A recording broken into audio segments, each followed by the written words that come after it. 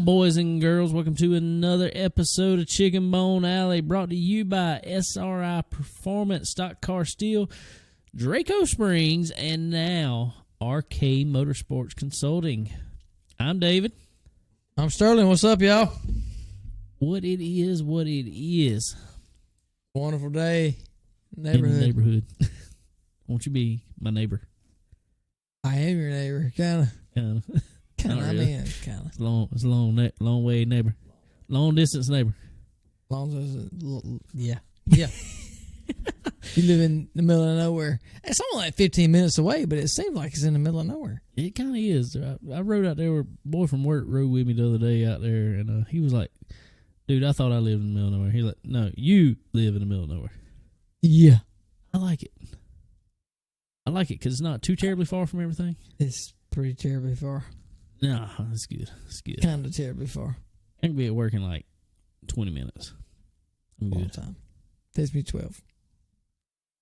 That's 8 more minutes. Half the time. 8 more minutes. That's kind of like half the time. 8 more minutes. It's kind of half the time. And I'm going to Charlotte. Where are you going? Well, you ain't going to Charlotte. Going to Charlotte next week, but not this week. We are. We're kind of. We'll talk about that here in a Going little through that a little bit. What's your? How was your week? Did you cut grass? No, I was with you. We Oh yeah, that's right. we had a wedding Saturday. I mean, that was just one day. Well, the rest of the weekend, I didn't do anything. I woke up not feeling too hot Sunday morning, and I did 0 Sunday or Monday. 0, nothing, nada. Damn. What'd you have? You have like a stomach bug or something? I don't think so. That happens. There been a couple guys had it at work. Oh, really? I think I got it too or something. I don't know. Did you go get tested? And I did not get tested. You did. What are you doing here? Get up out of here. Is that a symptom? No, you're 6 foot away. You're okay. You're all right. Is that a symptom? You're okay. My bad. We gotta put our SRI spit shield or whatever. There we go. We gotta put it up in front of us. There we go. I think we need that.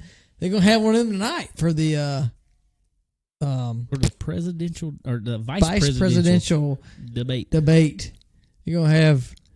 Let's do a thing the other day. He's talking about the coronavirus cannot jump over an 8-foot plexiglass sneeze shield and crawl on the ground and get to you. I wonder if they got the sneeze shield from Stock Car Steel. If they were smart, they did, but I don't know who put on that. I don't know which side put on it.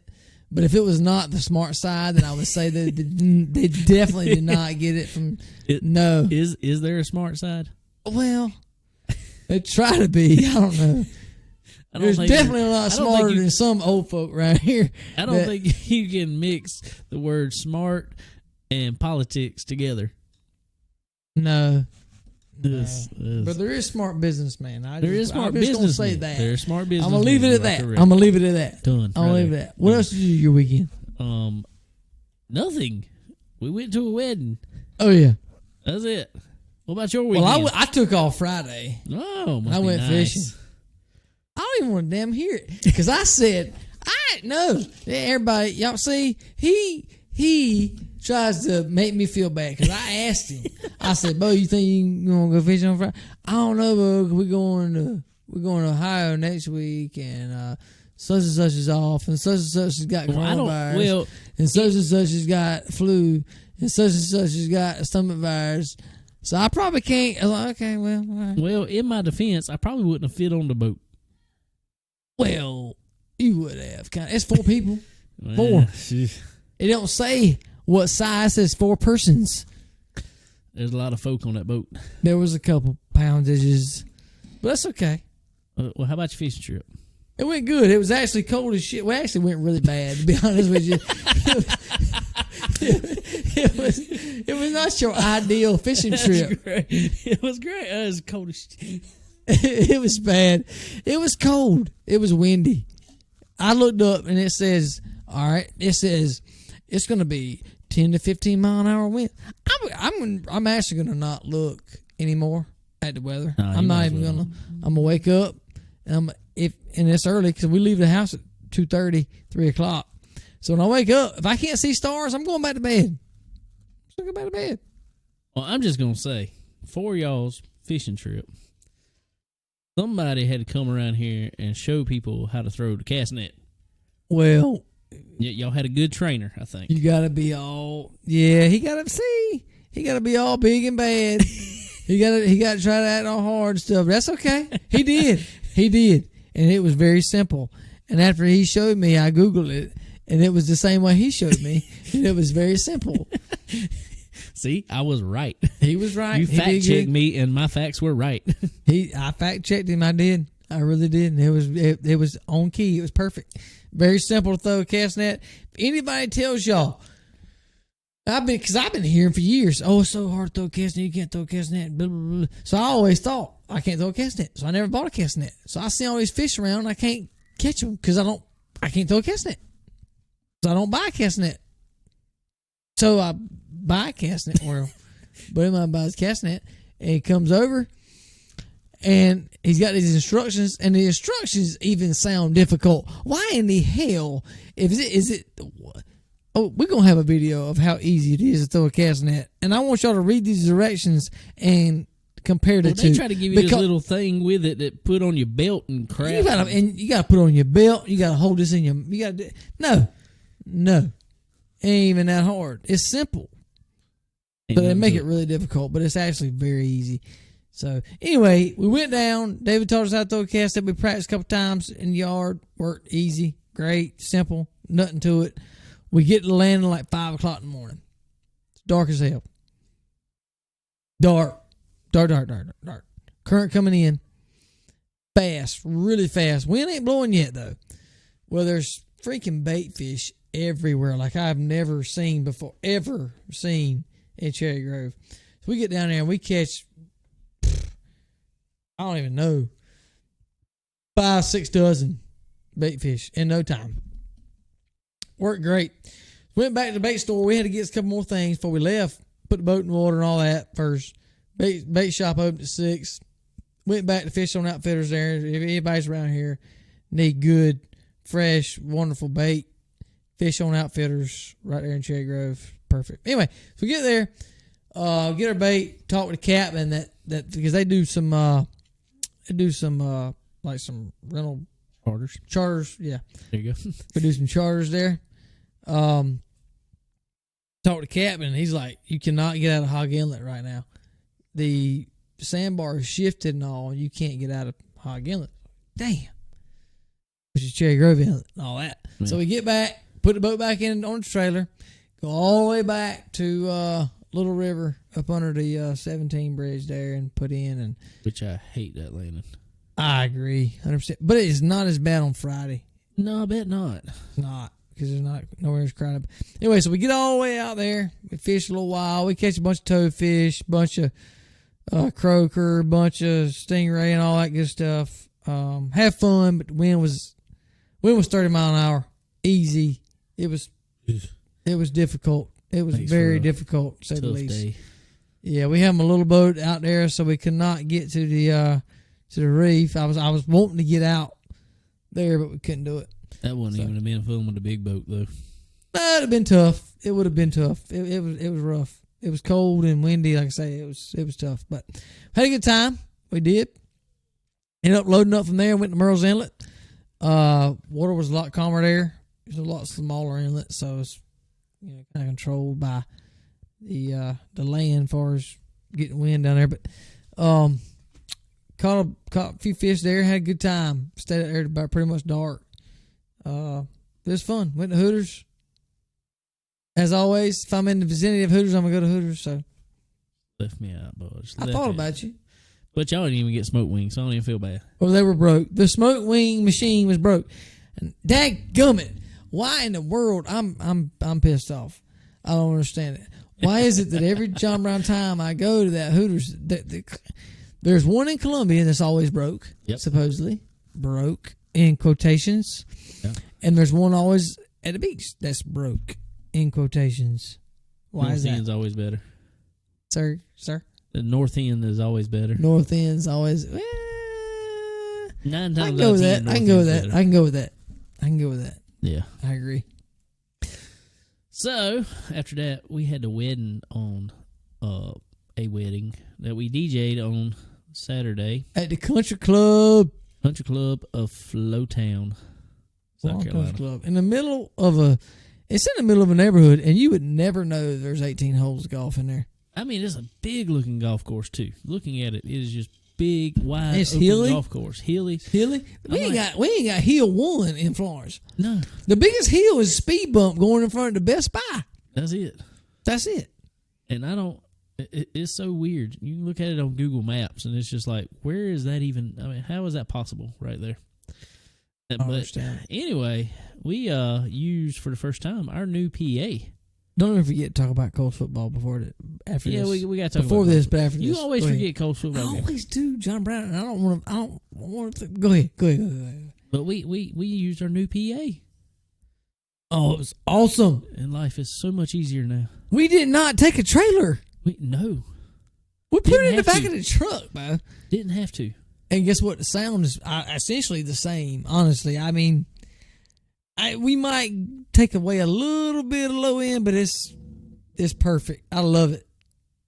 It was awesome. It was so easy to. We Gosh, so literally easy. tore down and we're leaving in about 25 minutes. So easy. It was wonderful, which is awesome too because now we have the ability to go on location and do some live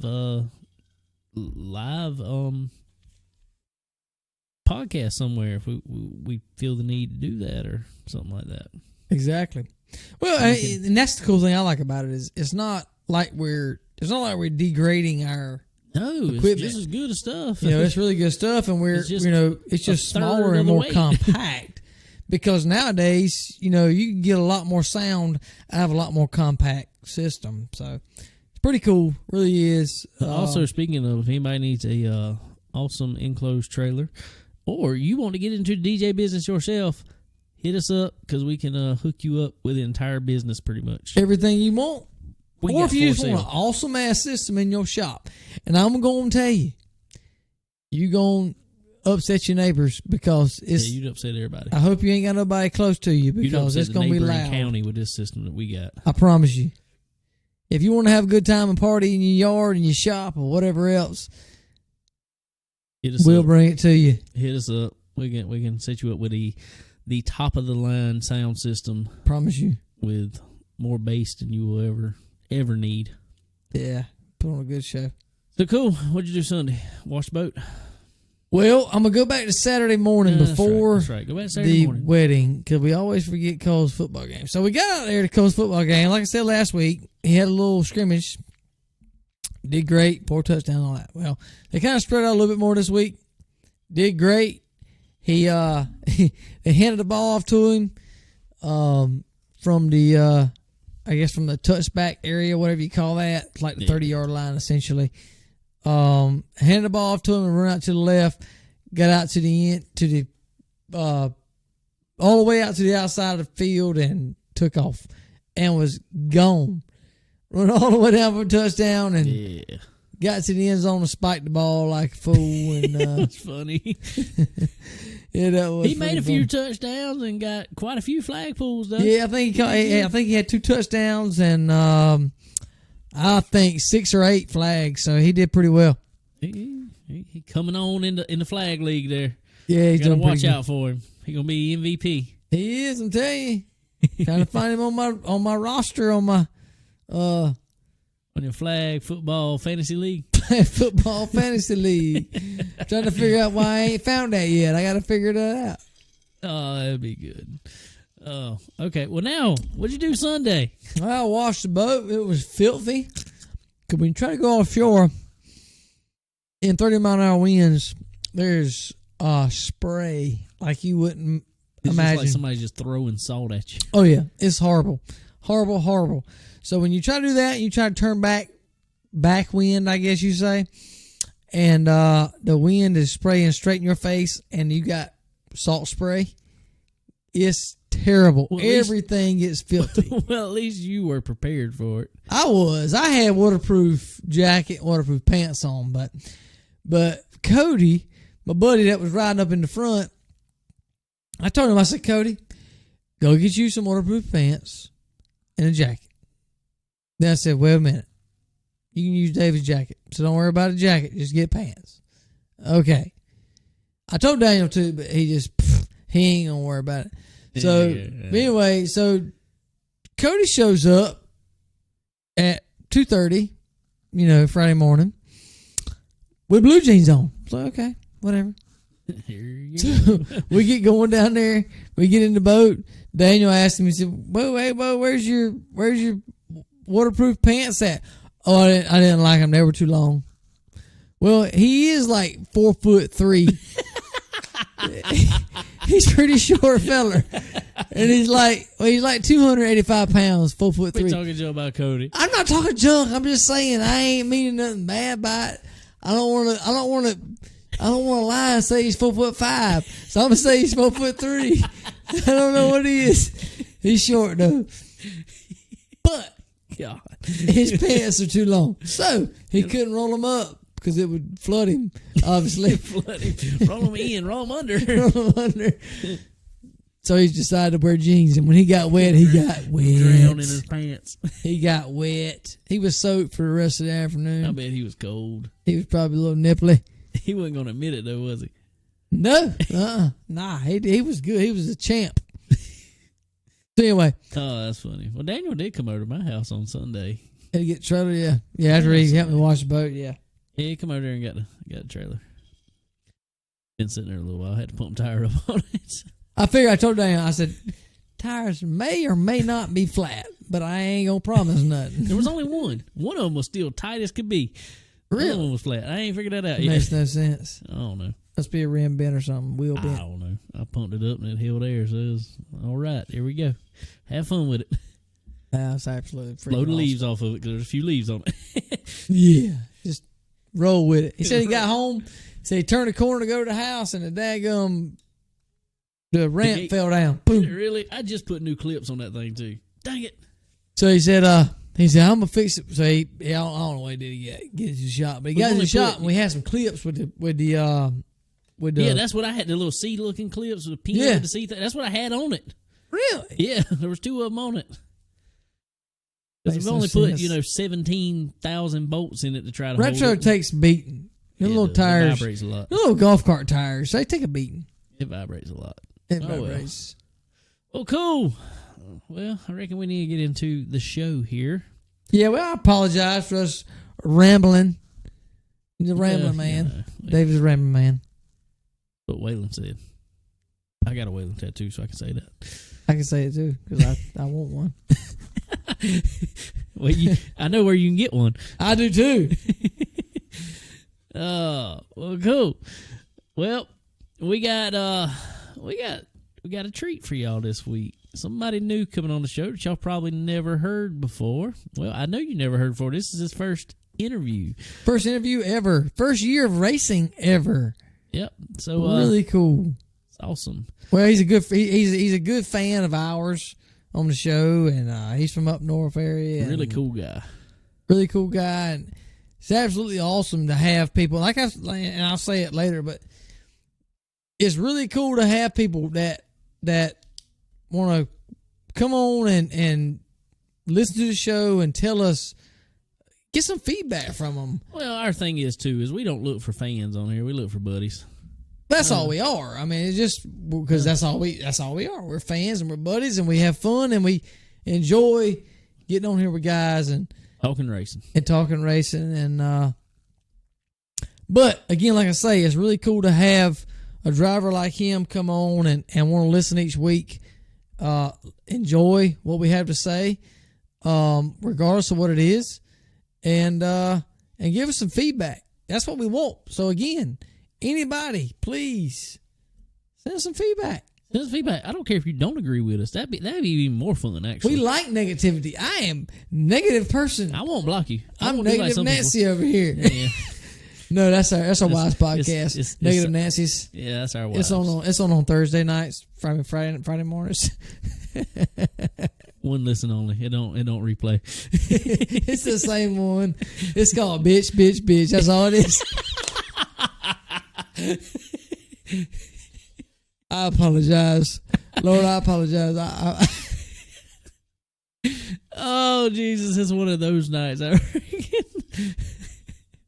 Rebel Son made a song about it. Lee, we appreciate the tag there. She ain't gonna listen to it anyway. Nah. All right. Well, anyway, let's go to the phone. Ladies and gentlemen, on the phone line now, on the Skype line anyway, we got Mr. Cale Maybin. Cale, what's going on, buddy? Nothing much. How are y'all doing? Doing good. We trying to catch up with y'all with some cool weather down here. What's weather like up there right now? Well, today was about 80 degrees, but the mornings are, in the high 40s, low 50s. So Woo. That's nice. it's cooling off a little bit. Yeah, from what I saw, up in your neck of the woods where Portsmouth is pretty much located, from what I understand, it's gonna be pretty good weather. It's in the 60s and 40s at night for next weekend. So looking forward to that for sure. Yeah, and well, before we get too far into it, you live in Ohio. Tell us exactly whereabouts you live at. I live in Wheelersburg, Ohio, which is just east of Portsmouth. And I moved up here in 2016 from Waco, Texas. Waco, cool. Everybody knows Waco from a lot of different reasons. Yeah, from the Netflix show, if for nothing else. Yeah. Oh man. Well, cool.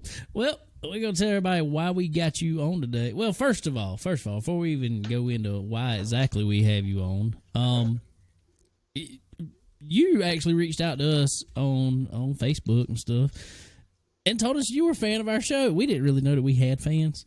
We just thought we talked to people or talked to each other for the most part. Nobody listened. We just talk to ourselves. So first of all, I just want to know, how did you find our show?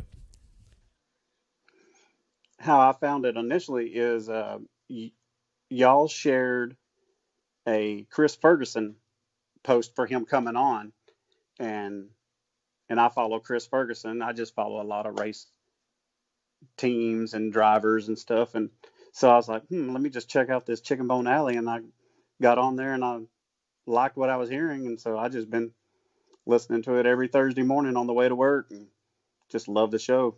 Just Sweet. Just guys talking about racing, like what I like to do. Exactly. Sweet, man. Yeah, that's cool. And like I've told you 100 times, I think we really do appreciate it. Yeah, absolutely, man. We try to get as many people from all over the United States we can get, and it's absolutely sweet. We got a few outside the United States. We do, we really do. But to have somebody right there in dirt track country where we want to be all the time, we can't get to. I mean, there's like a dirt track every quarter mile, seems like, up there. That's sweet, man. That is awesome. Yeah, we have a lot of dirt tracks here in the Ohio area, and like Portsmouth is, there's probably, I don't know, 3 or 4 within an hour of there. So it's pretty awesome. Cool to have that real close to us. Yeah, absolutely. That's awesome. All right. Well, we'll get into why we got you on here. We found out, after you started talking to us and stuff, that you race legend cars up there. Yes, sir. And tell us a little bit. First of all, tell us how. I know you've told me this is your first year in the legend car, first year racing. Tell us how you came about that and how you got into racing. Well, how I got into it was I was at the Dirt Track World Championship in 2017, and the legend cars were there on that Friday night, like we are this year. And the guys that were, and ladies that were on the track racing, most of them sat right in front of me at the Dirt Track World Championship. And I'm like, so when they come up there, they just started telling me I need to get one. That was in 2017. So the next year I saw them again, 2018. They keep, trying to get on me to get one. And then August of 2019, I saw one for sale near Charlotte, North Carolina, and I went down there and purchased it. And I got out there 3 times last year, not knowing what I was doing. And then this year, went in full board and just have had a blast doing it. Cool, man. That is the American racer's dream, I The guess you American say. race. I was about to say, yeah. I don't know about American dream. But All that is the everybody else wants to American do, but I want to racer's- race. That's what I want to that's- do. Exactly. I mean, that's freaking awesome. Cale, how old are you? I'm 49. You are running your rookie year at 49 years That is, old. I love it. That's perfect. That's awesome. That's right, 49. Who's Crazy. Who's the oldest guy in y'all's class out there? I don't know. I don't know how old they are, but we have a couple guys in their 60s. Oh, wow. I mean, Hey, I'm gonna tell you, that's what I like about dirt racing in general. Oh, I It know seems it. like for some reason, dirt racing and it don't matter if it goes from a legend car on up to late model. They there's a lot of, it's like they don't grow out of it. They don't get too old for it Yeah. for some reason. I mean, you got Scott Bloomquist out there. He's what, 62 years old or something He's like old. that now. You got Billy Moyer Sr. He's up yeah, there. there's some old guys in there, especially Legends cars. I mean, Cale, you tell me. I mean, as far as keeping up the car, respectively, just keeping it up throughout the year. Naturally, if you tear up something, that's major, but just keeping it up through the year to run dirt a full season up there. I mean, is it? I don't want to get too much into your business, but is it somewhat affordable to be able to do and enjoy? yeah, I think so. As long as you're, just not wrecking. I mean, which I've only had one wreck this year, and so I'm very thankful for that. But all in all, I mean, I think it's a real affordable way to race. Everybody pretty much runs you clean, and everybody's respectable of everybody in that class up there. Yeah, I think so for the most part. I mean, you do have accidents. I mean, but Oh yeah. one of them spins out. I mean, it's hard to. Oh, absolutely. A lot of people are so tight, it's hard to miss them. So. Right. Around here, you got guys that just, you'll have somebody that kind of making it from week to week, just going out there and having fun, and you'll have daddy's money over here that just don't care about nobody's equipment. So they just, They of go course, clean take you you in a out. and- heartbeat. They don't care. Yeah, that's kind of what we get around here. So, but that's cool, man. So, do you run just mainly dirt, or do you run any asphalt at all? I'm just strictly dirt. Sweet. Good. Asphalt's for getting there. There you go. We've been saying that for years. That's right. Oh, that's awesome, man. Well, tell us, just not too technical into it by no means, but tell us a little bit for especially fans that don't see many legend cars, because like I said, in all honesty, for some reason down here in South Carolina, until the last year or so, we haven't really seen many legend cars around here. Just give us an overview of what exactly a legend car is, if you will, please, sir. A legend car is a 5/8 scale of my car is a 1937 Ford sedan, and then we have some Chevrolet sedans and some like 34 Ford coupes, and I think there's some Chevrolet coupes out there as well. And I think there's one or two of the bubble coupe looking cars out there as well. I don't know what their actual year of that car is, but Right. that's basically what they are. And we run on Yamaha motorcycle engines, so Very cool. sound like bumblebees. Oh, yeah. Absolutely. What do you know what size engine it is in them things? Mine has a FJ 1200, and Okay. some of them have the 1250, and now they have a new motor out, the FZ09. Yep. Those are coming in. Wow. So it must be just weight restrictions difference for CC, I guess. I don't know how that would work. Oh, Yeah, there's some of the weight are different, and we have two different tires. We can use a Federal tire from the INEX people down there in Charlotte, and we use also the Hoosier asphalt rain tire as well, and that's pretty interesting. I bet that is interesting for running a asphalt rain tire on dirt. How does that feel going throwing it in the corner, man? What's it feel like? It actually has some good grip, believe it or not. Wow. Yeah, I wouldn't think so, but it actually does. And we had 5 or 6 guys go to the Legend Car Dirt Nationals up in Pennsylvania, and they had to run the actual Hoosier dirt tires.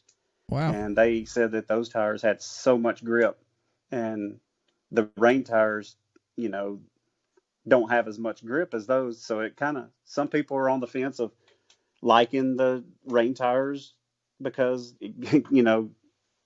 just the handling isn't perfect, and then the dirt tires are just grip so good, Right. Well, and that's my thing about, and I guess, and this actually even goes up to the super late models anymore, is I almost don't like it when they get these cars so hooked up now on dirt, because dirt wasn't made for that. Dirt was made to be a driver's track. Dirt was made to, so when you run a tire like that, that shows who can drive.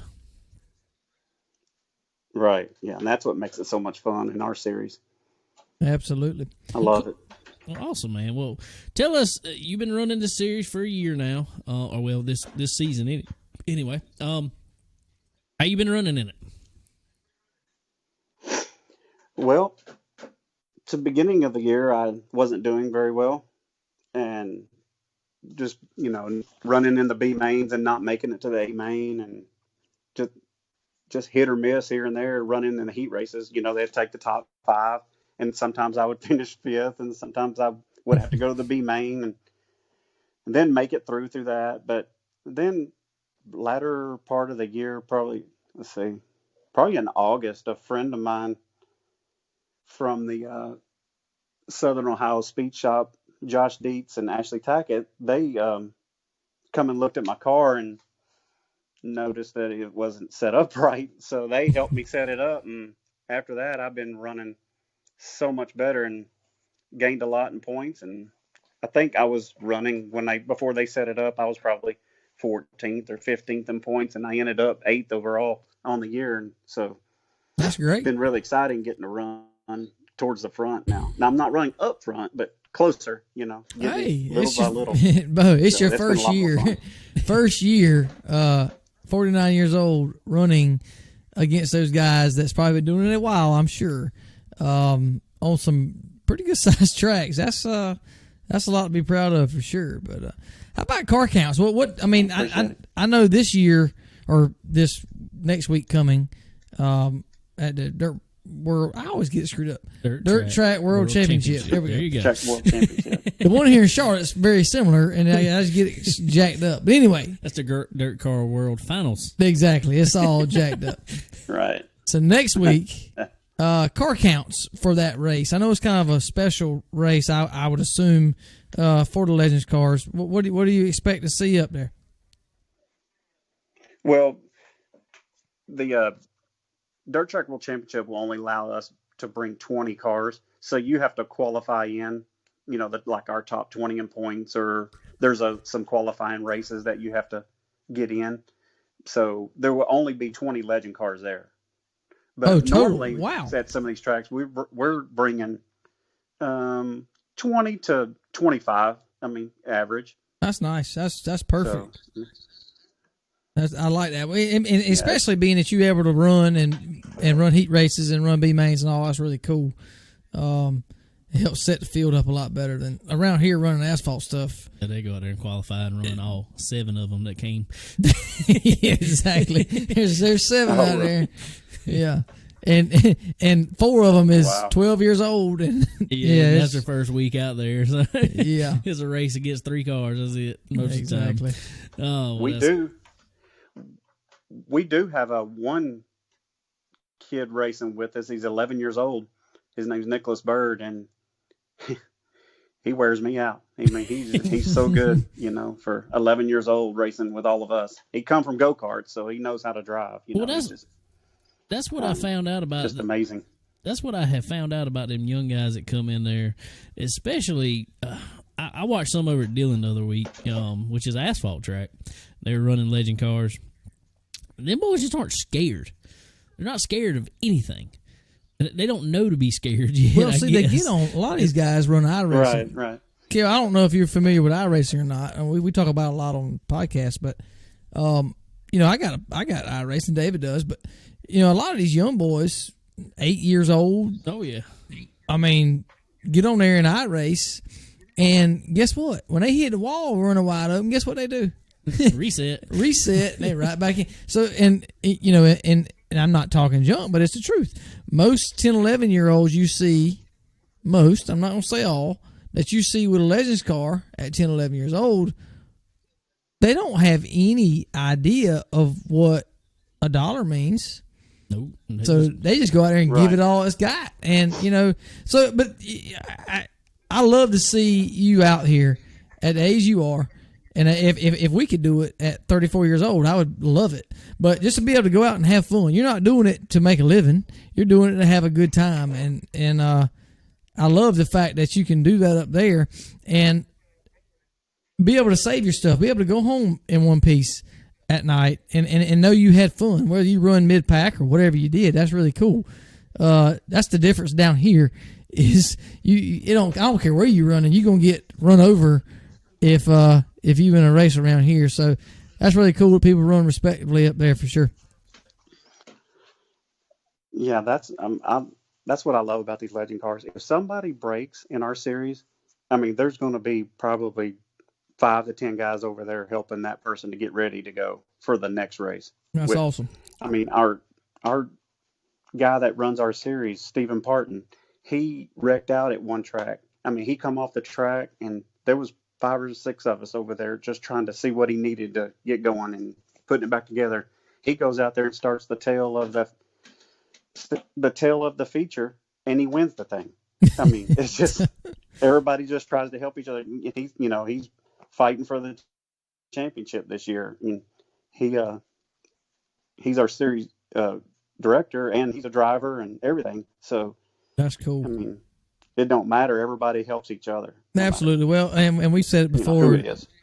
A racing family is a big family. A lot of people get together. Big dysfunctional family, exactly. You can fight in one week, and next week you're best buddies. You're parking right beside one another. So exactly. That's really cool. That's absolutely awesome, man. That's what I like about them. I've met so many good friends this year. It's amazing. People's helped me out so much. Well, that's absolutely awesome. And what else you got coming up? What else you got coming up the rest of this year? We are supposed to race Sunday at Brush Creek Motorsports Complex, but I don't know if the rain's going to get us coming up. Isn't there a hurricane out there somewhere? And so we don't know if that's going to rain us out or not. But if not, we'll just be looking for the Dirt Track World Championship next Friday night. Sweet. I think the 8th hurricane is about to hit the Gulf Coast. So it was like 8th hurricane, but I saw it earlier today. It was showing tracks of anything from tropical storm up, and it was been like 12 different ones this year. There's a pile, yeah. Well, it's dropped down. It was a Category 4. I know we're getting off subject a little bit. I know it's Category 4. I think it's dropped down a little bit. Yeah. Hopefully but I know it's supposed to go up kind of drift off maybe Virginia area cross. So hopefully it does not affect us next weekend. I think it'll be long gone from then. But long gone. yeah, well, Cale, getting a little bit away from racing. What do you do for a living? What do you do to pay for all these legend car races, man? I drive a truck for FedEx Freight out of Huntington, West Virginia. Okay, sweet. Big diesel. That's important. On the road thing. That is it. I got a lot of questions about them things. You know that because we got a UPS and we got a FedEx Freight. Well, David used to work at FedEx Freight, but FedEx something. There's like 27 FedExes. I don't know. There's only one UPS. That's right. Yeah, so it's easy for me to remember. But there's the UPS Freight Center here, and there's always weird times that these people. So, do you have to be at an airport at a certain time every day or something? How does that work?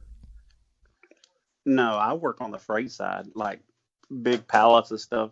The airplanes are with FedEx Express, so See, it we confuses just me every. have our own. It's confusing. It is confusing. There's so many FedExes. There's a green one and a purple one and That's an all you orange gotta one. remember. That's all you got to And you remember. know is the what? colors. I don't even know what none of them mean. I don't know which one's which. You got FedEx Freight, you got FedEx Express, you got FedEx Ground, you got FedEx Home Delivery, you got FedEx Customer Critical, you got there's a few more. FedEx Jesus. Yep, FedEx Freight. But we're all changing to orange, so that's going to be really confusing. Oh, you're gonna really jack Oh, me up, God, man. I'm now be I'm looking really for the. I I need knew to. the orange one was supposed to come to my house today. Dang. I need to send something 30 minutes down the road. I'm gonna get FedEx orange. That's going on an airplane. We don't want to go. Wait a minute. Yeah, that's Express. Oh Jesus! No, that Now we're is more really cool confused. though. See, now we're more confused than we started off. I promise you, I am. That's right.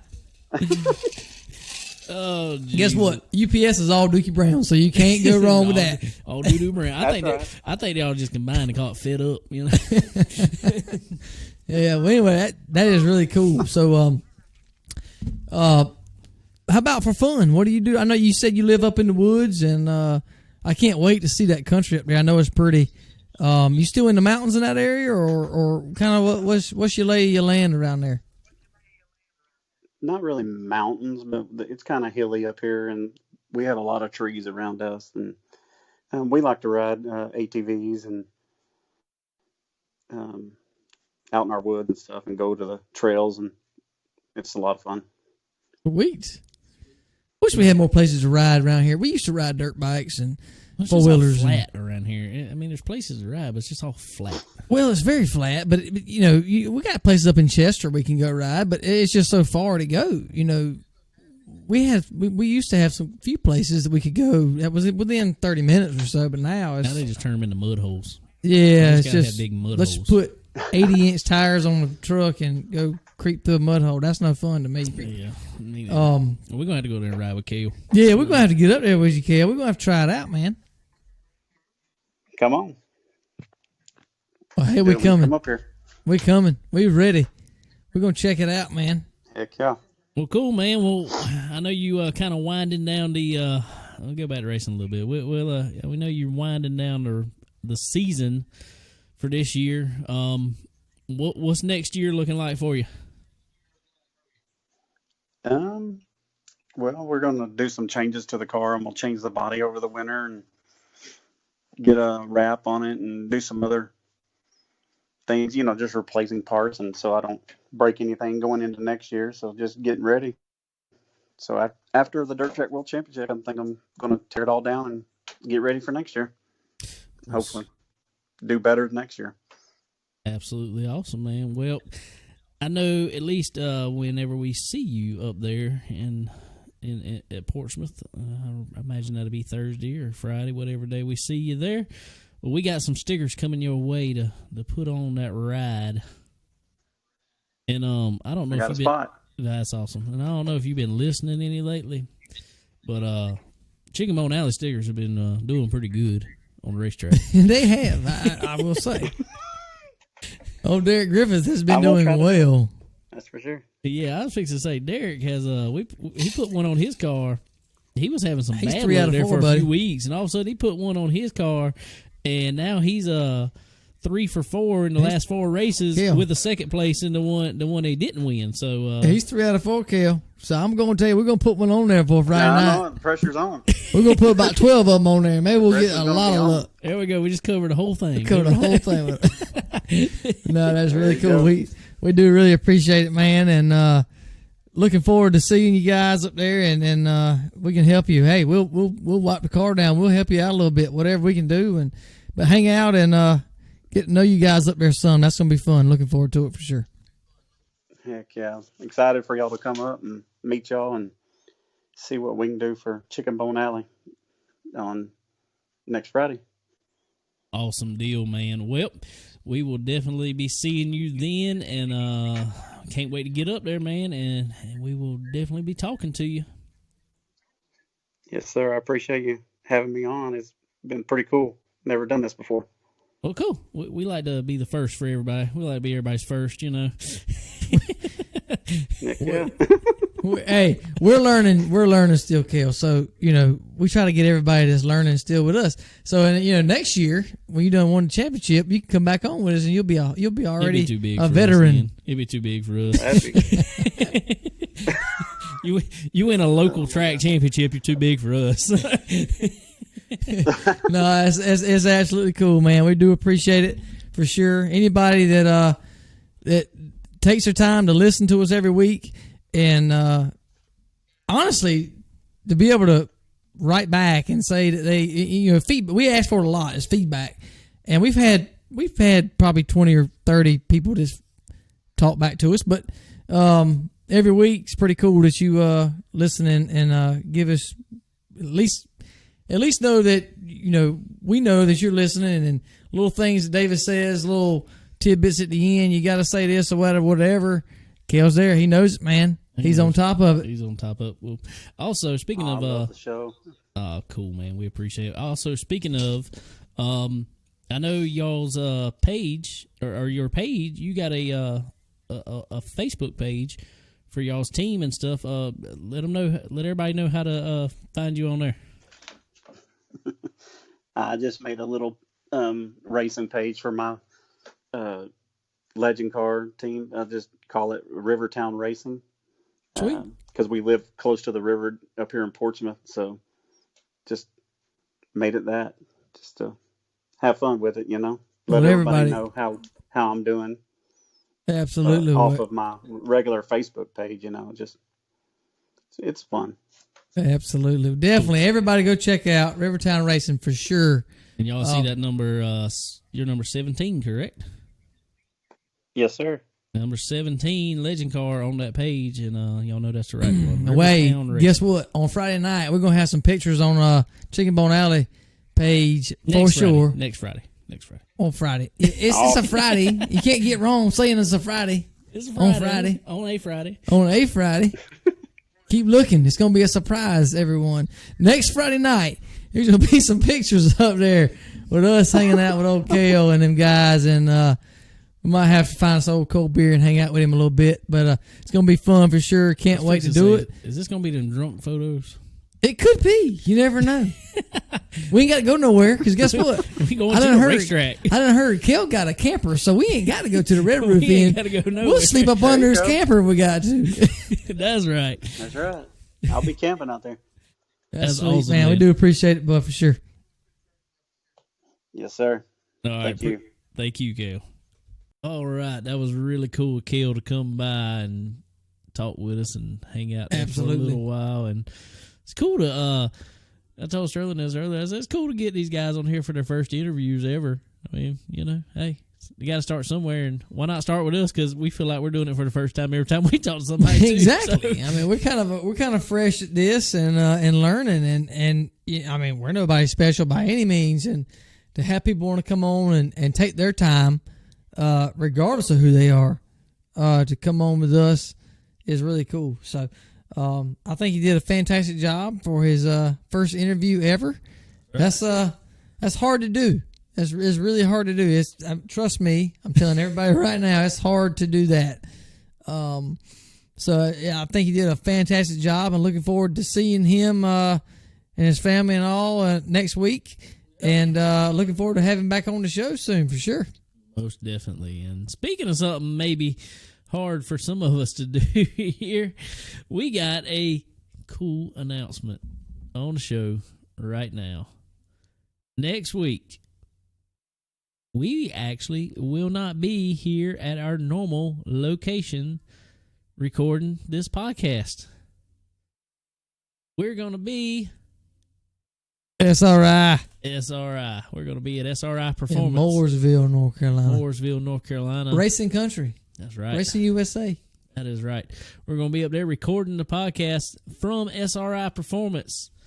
And so if any of y'all are in the area, we're probably going to get there about 3 o'clock or so. Next Wednesday, that'd be the 14th. I believe so, yeah. Wednesday the 14th. We'll be at SRI at about 3 o'clock. ish, hopefully.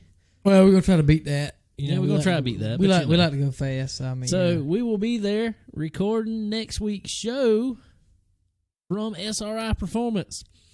And what makes this even better, Matt Turst Jr., Stalker, is going to be on there live, face-to-face with us. Live with us. I can't wait to see you, man. Can't wait to meet those guys for sure, him and his daddy. And it's going to be a lot of fun. And we're going to have a lot of guys. I know Sasha's trying to work up some people to come on with us and hang out a little bit. It's going to be really cool for sure.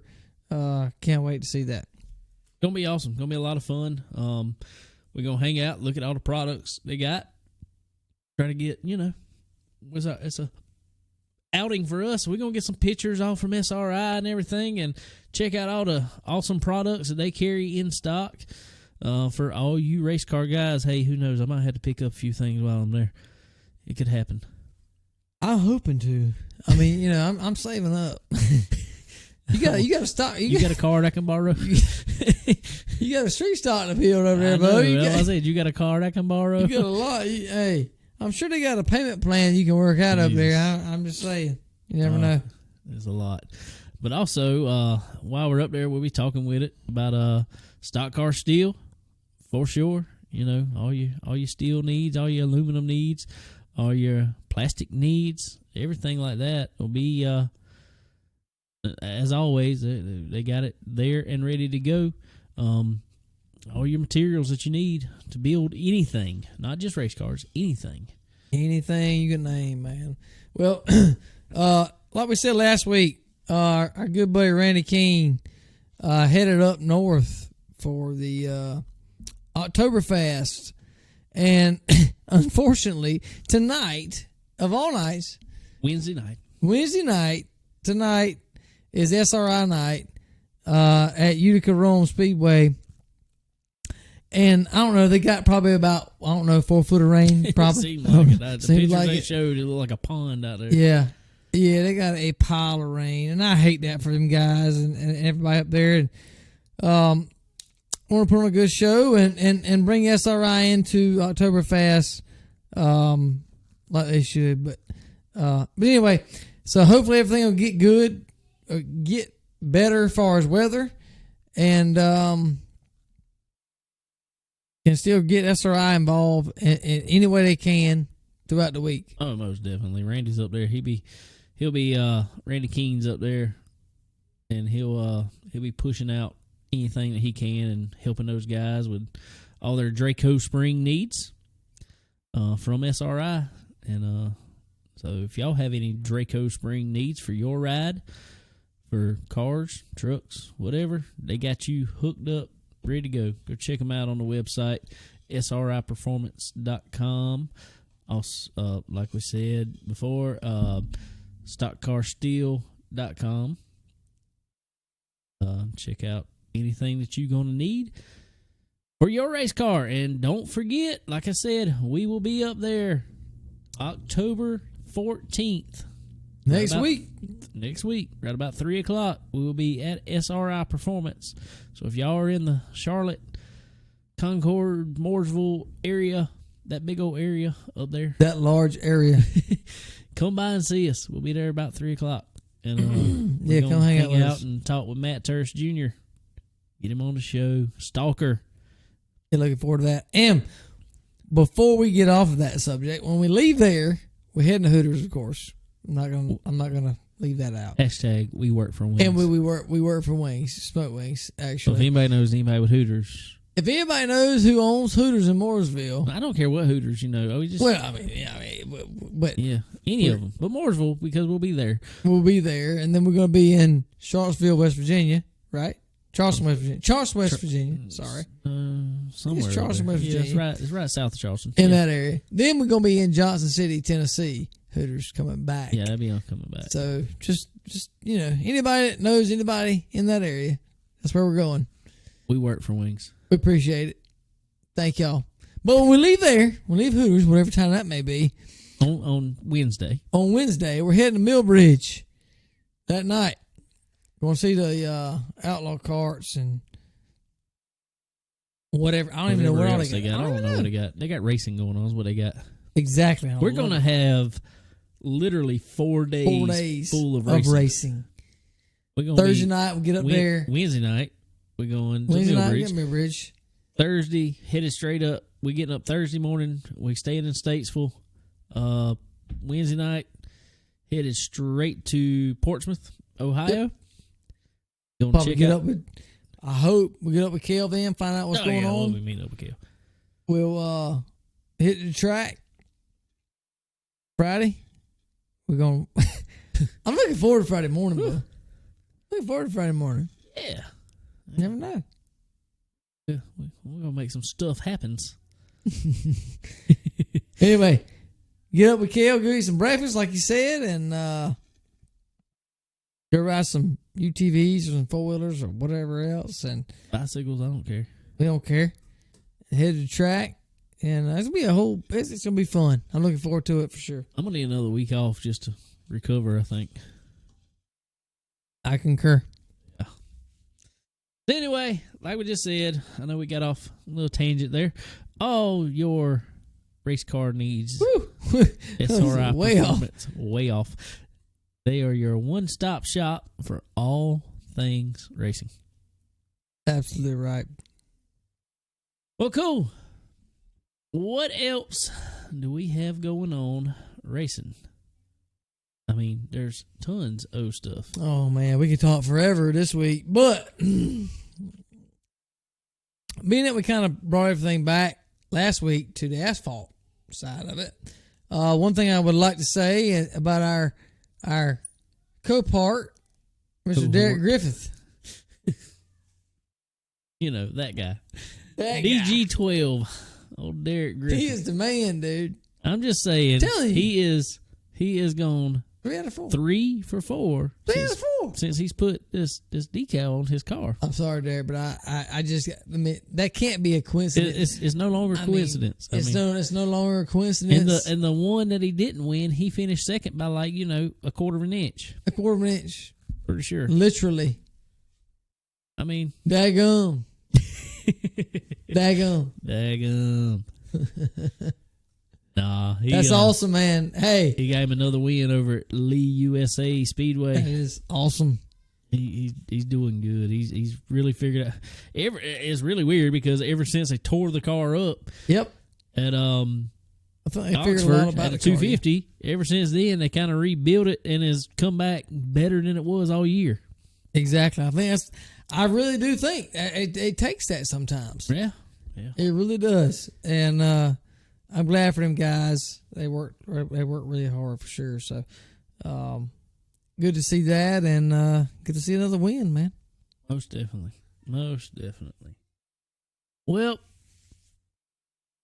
I don't know what you want to go into. Well, we kind of go with ARCA a little bit. Yeah, they were on the dirt. They were on dirt. So we're gonna kind of combine Derek into ARCA into dirt a little bit here, if you will. The trucks, we can. Exactly. So, ARCA on dirt. What do you think? I don't know. It's it's stock cars on dirt. Yeah, I know. It's hard to. I honestly think, and I'm hoping I am correct in this because I'm hoping it turns out to be a good race. There's 2 issues here. There's 2 issues with ARCA on dirt. One, most of these guys that are going into ARCA, just as Derek, I mean, and there's no knock on them at all, by no means. Most of the guys that go into ARCA, for the most part, have come from asphalt backgrounds. Absolutely. Most of them have not run on dirt ever. Other than Haley Deegan, yeah. Other than Haley Deegan and the boy that won the race. I was fixing to say he just runs dirt there all day. Yeah, exactly. And that's the only race he runs, and you see what he did. Okay, so there's that. Then I also think, by looking at it, I think the stock cars on dirt need some banking. They gonna get it next year. Well, the Cup cars are gonna get it at Bristol. That's for sure. So we will definitely be able to know come Bristol if that is what the difference is, because it just seems like, I don't know, it's just, you got to get around somebody when you get a little bit of grip on the dirt, but there's not really driving it in the corner. It's just they're running dead bottom. Yeah, I mean, that's all you can do, and it's just hang on to it through the corners. That's all they're doing. It's not driving it through the corners. Just hang on to it. Don't spin out. It's what they're aiming to do. I don't know, dude. That track they were running at was dead bottom. Well, Springfield, and this is just the Springfield Mile is where they were running at, and it's just as oh God, I just forgot the name of the track. It's up there in Indianapolis. The track that Kyle Larson went up there and won the USAC. Oh yeah, the big race. Yeah, I know what you're talking about. What's it called? Silver Crown cars. Silver Crown. Yeah. I cannot think on of a mile track, on a mile dirt track, I don't care what car, especially when it's flat, but on a mile track, it's always dead in the bottom. Right. And I don't know why that is. I guess because they have to slow down so much from the straightaway speed. Exactly. I think that's exactly what it is. You don't have stagger like you do in a dirt car. No. It's a stock car, you might want to say. Right. It's just totally different. Oh, yeah. I mean, they're just not designed to run on dirt. They're not. They're not. I mean, is it fun to watch? It's better. It's better than watching a mile and a half, in my opinion. I love seeing it. If nothing else, I love seeing the windshields dusty. Hell, I don't care. Something different than running around. I think they ought to let them run a windshield wiper with a squirter on it. I wish they would, and it get all muddy and stuff. I like that. I like that idea.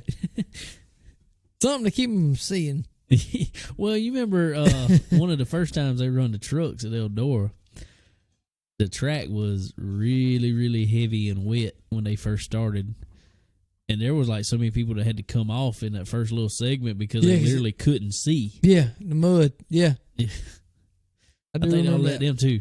Run a little windshield wiper with a squirter on it. Just enough for them to see out of. Exactly. Well, anyway, Springfield, like I said, I hope I get this right.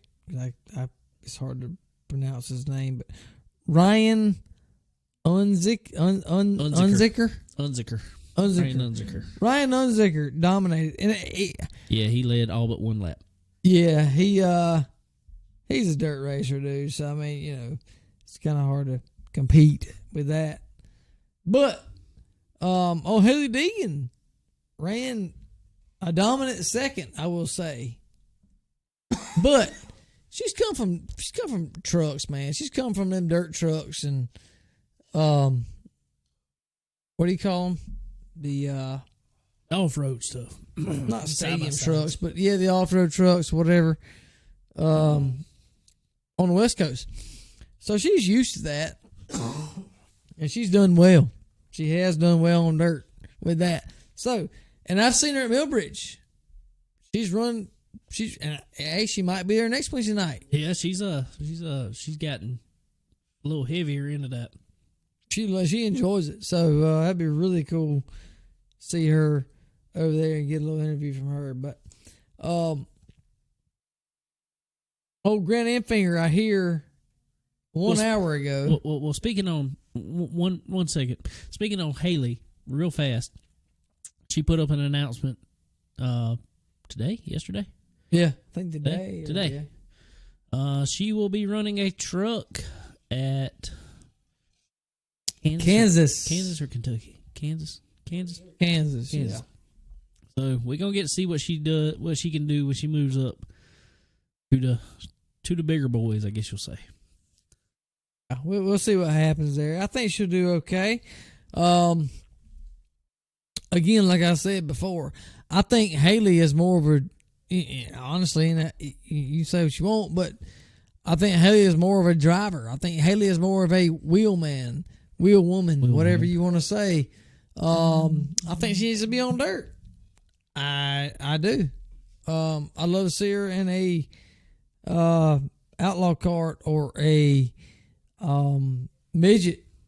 I kind of yeah. want to see her from that point of view. I'd love to see her go run like the oh God, what's the big race in Oklahoma?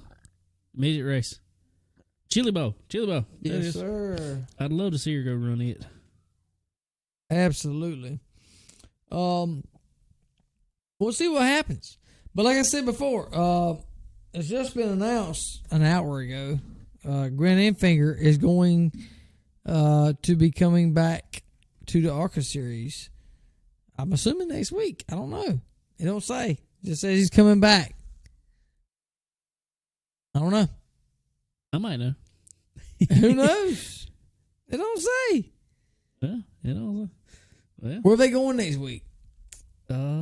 that'd be Pensacola, wouldn't it? It might be. So I don't know. So it says that Grant Enfinger returns next week to the ARCA series. So be looking for that, everybody.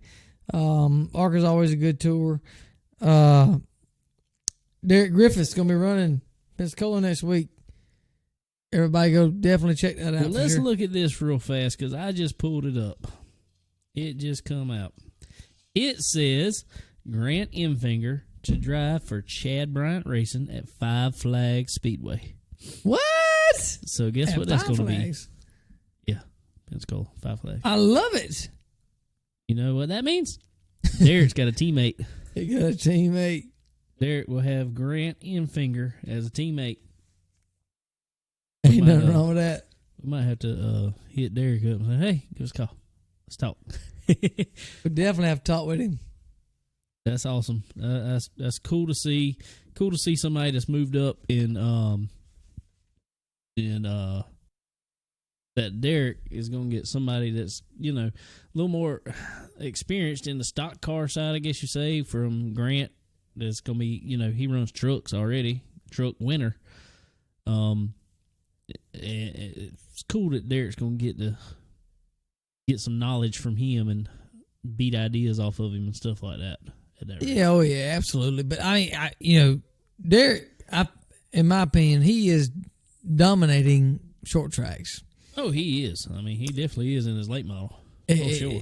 By far. So, I think they can both work hand in hand together. But and, I think this is really going to be a track that Derek already knows, obviously. Right. And he's really going to be able to do good in ARCA car with. Yeah, I think Grant can help him, and likewise, I think Derek can help. Oh, sure. A little bit. So it's gonna be interesting. Look forward to seeing that. I hope it's on TV. I'm sure it's gonna be right. Oh yeah, I think that's a Fox one. Okay, cool. Best one. Everybody definitely check that out for sure. Cool. I guess we can move on a little bit to the Talladega this past weekend. What was the sponsor? What was Yellowwood. So it was the Yellowwood 530 something, 535, 526. That's what it ended up being. Yeah, it was like a lot. It was more than 500. It was the Wreckfest 525. Jesus. That's exactly what it was. Cup race wise. Yeah, I'm sorry. I was not able to watch the truck race or the Xfinity race. I apologize. Me too. But the Cup race not only was just wrecks after wrecks after wrecks. So it always is. Then it was also yellow line penalty, double yellow line penalty, double yellow line penalty, double yellow line penalty. Oh, we're rescinding this penalty. Another double yellow line penalty, double yellow line penalty. Yeah. We're gonna take away this penalty, but we're not give this guy one. Yeah. We're gonna yep. No, we're gonna take that penalty away. Never mind. God dog. Like we said last week, it's a wreck fest. Yeah. It's all it ever freaking is at Daytona Talladega. That's why I said the second race, the Daytona 500, make it whatever it is. Okay. A wreck fest. It's a wreck fest, but it's Daytona 500. All it is anymore. It used to not be, but now it's just that's all. It is. The second race at Daytona, make it on the road course. I concur. It stretches out. Okay. It sees what an actual driver is. Okay. What's wrong with that?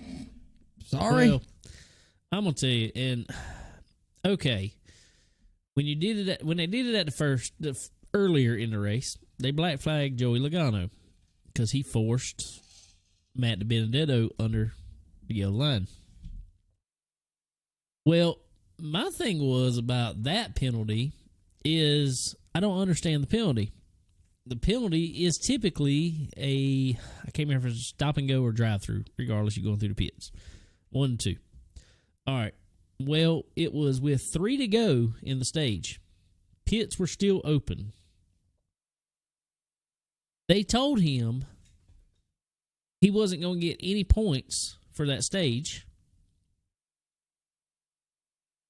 And for the start of the next stage, he had to start at the back. That's almost like a double penalty to me. I'm not really a Joey Logano fan personally. But why give the man a double penalty? They're making shit up as they go, That's dude. exactly what they're doing.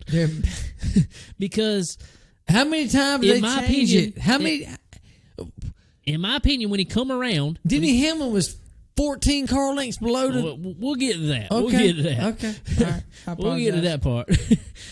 But my thing is, all right, when he comes around, give him the black flag like you're supposed to do. That's what it's for. That's what it's for. Yeah. Okay.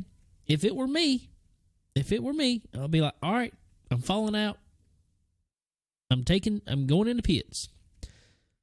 Because he was up front enough that he could have went into pits. I don't know that he could have got tired. I don't think you could. I don't know how that works, if you can get tires and stuff then or not. I don't know.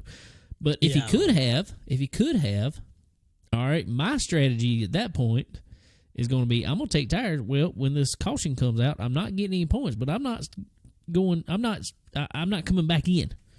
Right. I'm going to stay out, which would then put him up front. All right, well, you didn't get any points for that stage. All right, you get to start up front, but you didn't get any points for that stage. Okay, that's still fair in my opinion. Puts him back up front, but you give the man a double penalty because you didn't let him get any points for the stage, and now you're going to start him at the back of the next stage. It's so. I don't know, seemed a little excessive. All right, but my next problem is with it is, how do you judge that you actually forced someone under the yellow line? Do you make contact with them and force them under yellow line? Or is it you just pulling down that forces them under yellow line? Because my thing is, and this was shown in the last lap deal where they originally black flagged Chase Elliott, but then went back and black flagged who's in 17 now? Busher? Who's in 17? Austin Busher. Chris Busher. Chris Busher, yeah. Yeah. There was half car width between them. Busher was coming down. They never made contact, but Chase went on ahead under the line, supposedly to avoid contact. That is such a judgment call that is ridiculous. Well, it's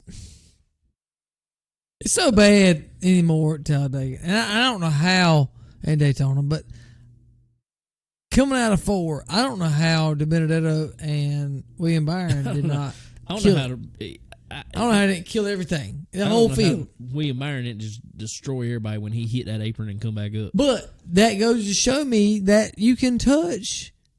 I promise you, they were wide the hell open right there. Well, my thing is, in the corner, yeah, I understand that they're trying to keep people from going below on the straightaway in order to not cause a wreck going into the corner, because it's mainly turn 3 they're worried about. Daytona and Talladega. That's mainly what they're worried about. Maybe turn 1, 2, but mostly turn 3. All right. Well, my thing is, okay, I understand that, but them guys are going to police that themselves. Somebody makes stupid enough moves, somebody going to go down there and wear out somebody's head. And they won't do that no more, because you took out the whole field along with yourself. Don't be an idiot. All right. In the corners, they're not going to go on apron. You gain nothing by going on apron, other than wrecking. Denny Hamlin did.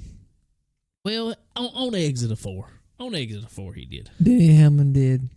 On exit of 4. But How do you explain that one? I don't know, because they said he was avoiding a wreck.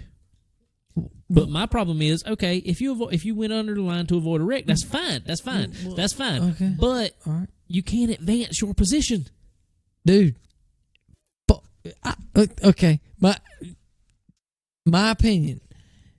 If you full wide in between the daggum wall and that yellow line. Yeah.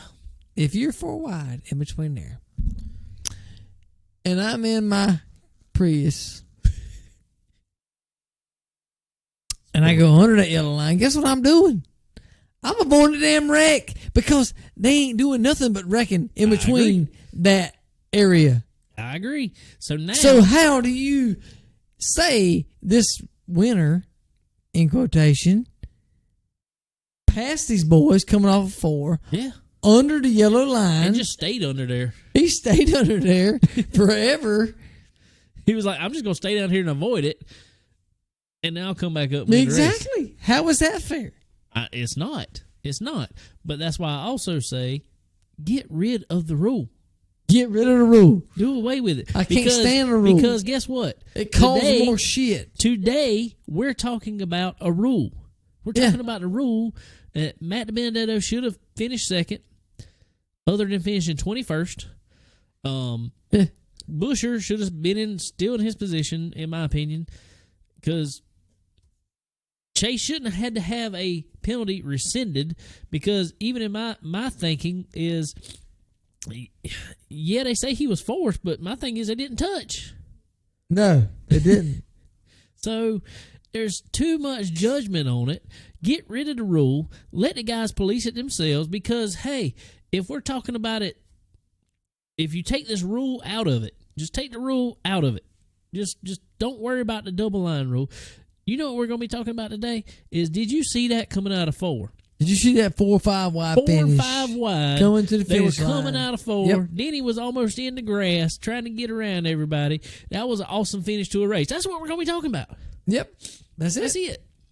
But no, we're talking about some stupid yellow line rule that has caused more crashes than it has protected everybody. I promise you it has. It's, I'm just tired of it, dude. God knows I'm tired. Well, it ain't just the yellow line. It is, but it ain't. But it's dadgum. I mean, second lap of the race, they reckon. Well, it was so fun. I hate it for him. God, I hate it for him. But as many wrecks as Ricky Stenhouse has caused in the past, I don't know, 5 restricted or 5 super speedway races. All of them. What are you talking about? And then all of a sudden, he is a single car wreck, and Ricky is out on lap 2. Dude, I'm just like, I was like, well, that's ironic.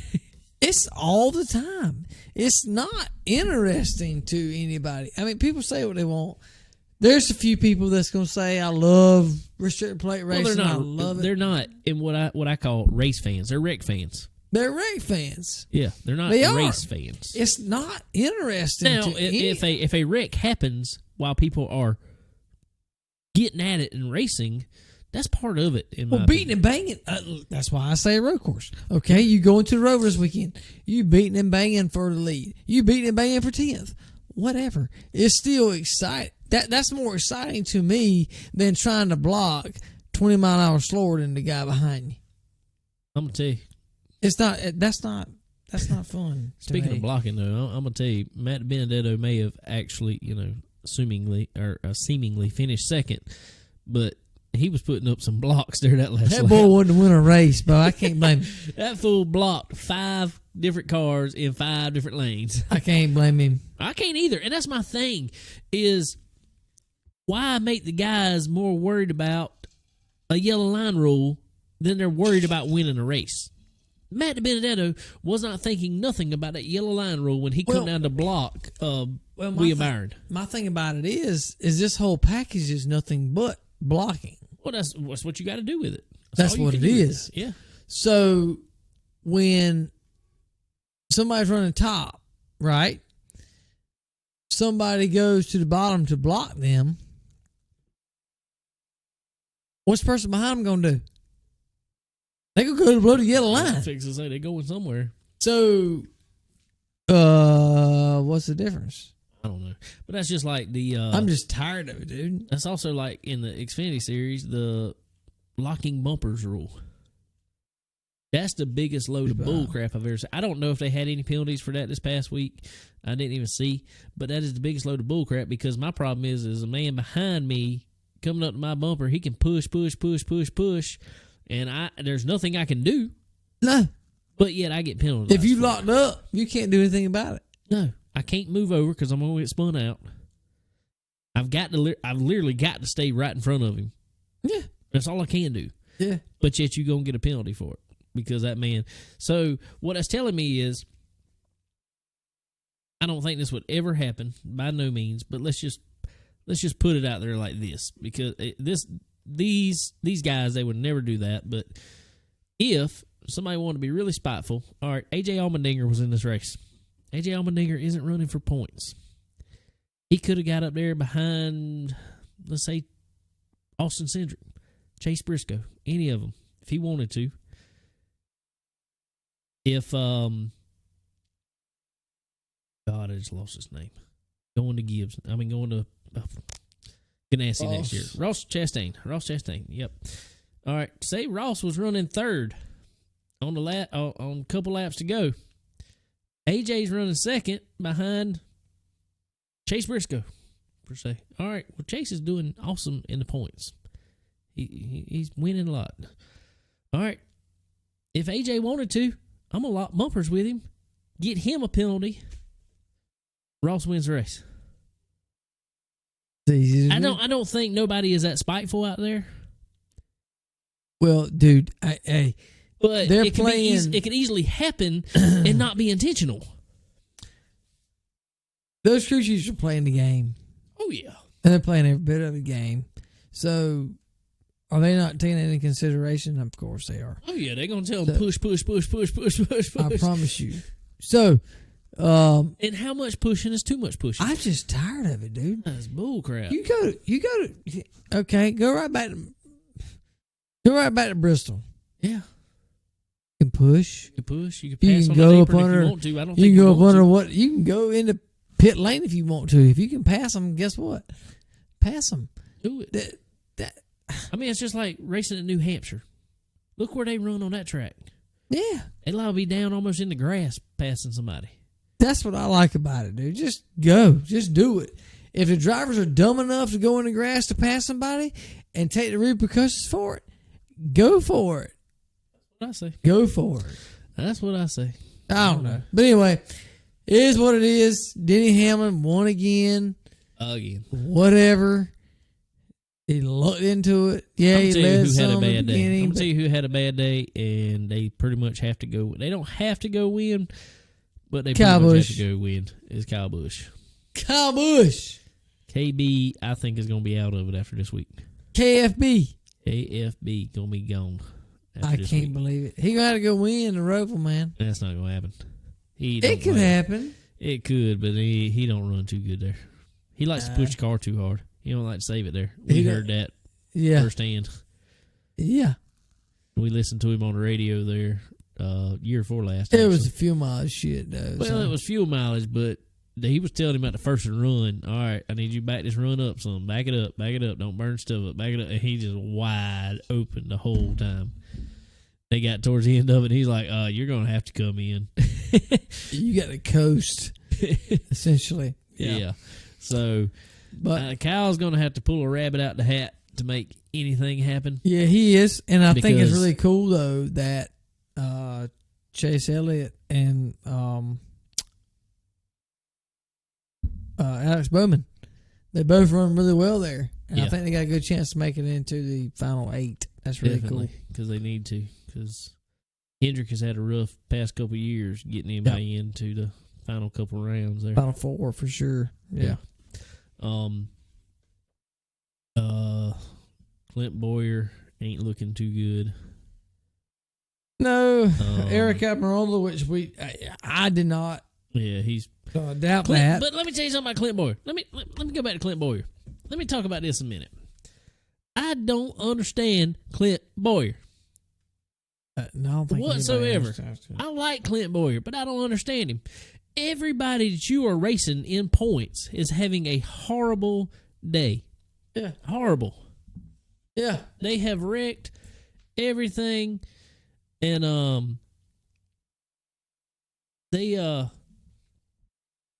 and Clint is one clean one still out there. Still there. Well, what they do? He goes out there and he wants to push Jimmy Johnson ridiculously through the tri-oval. And causes the biggest wreck of the day, including himself. Yeah. He says it's just time to go. It's just time to go. No, it's not. It wasn't even done with stage 2.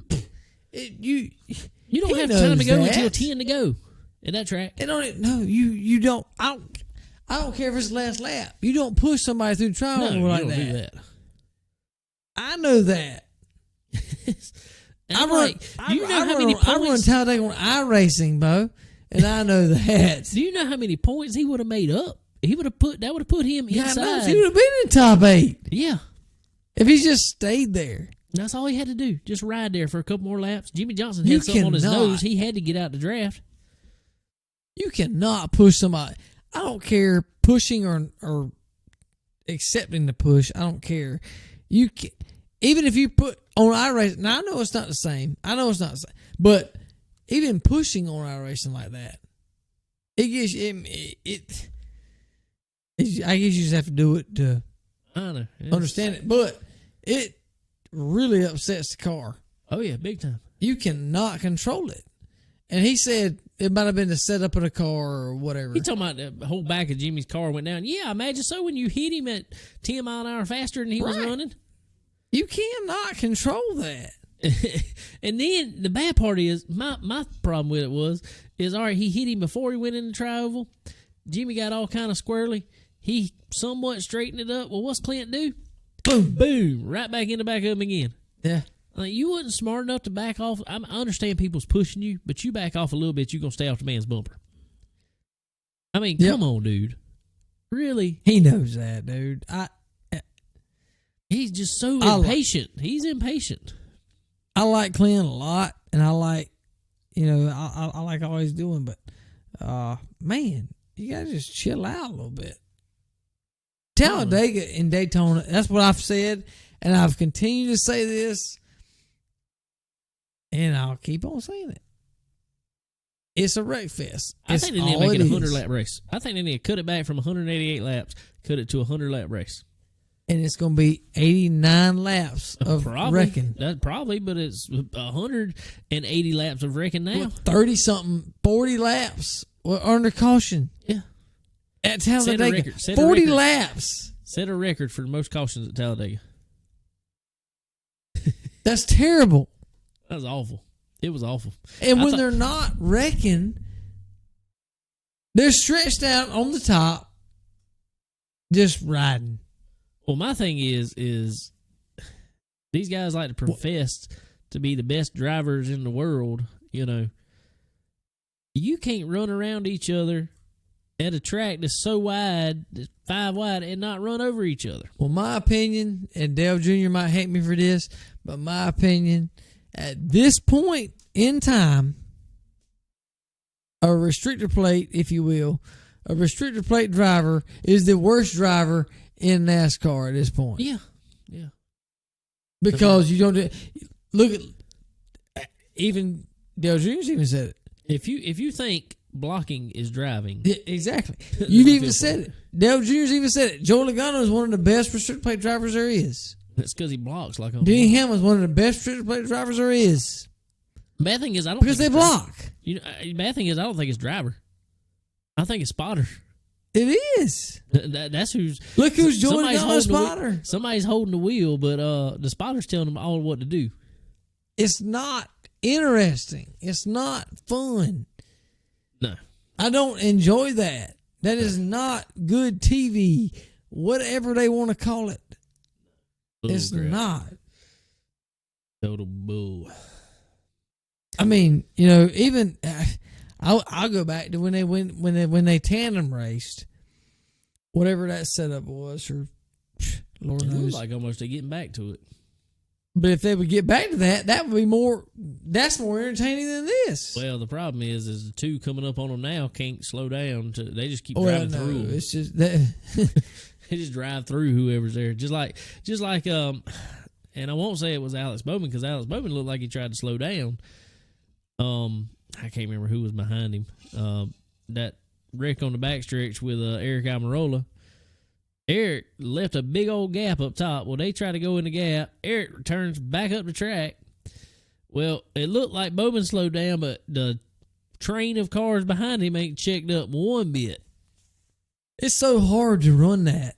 You're so dependent on the person in front of you and the person in front of you and the person in front of you. And then, by the time you get 5, 6 in front of you, you cannot control the person 5 or 6 behind you. And on top of that, they got a freaking wall on the deck lid back there. Oh, it's ridiculous, bro. God Dude, knows it looked like ridiculous. a daggone sheet of plywood stuck up off the deck lid.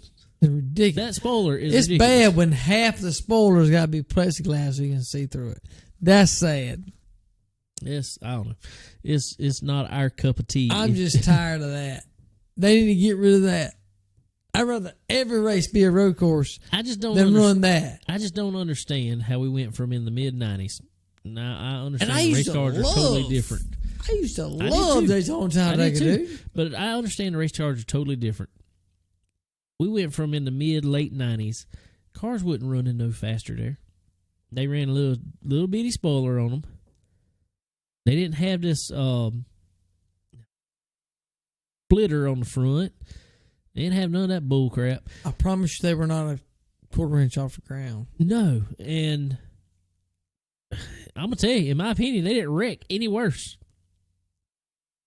They They got up in the air. They got up in the air and all this whatever. And but there's things that have come along that can stop that. Exactly. Without the car. When you turn the car backwards, there's things that changes that. But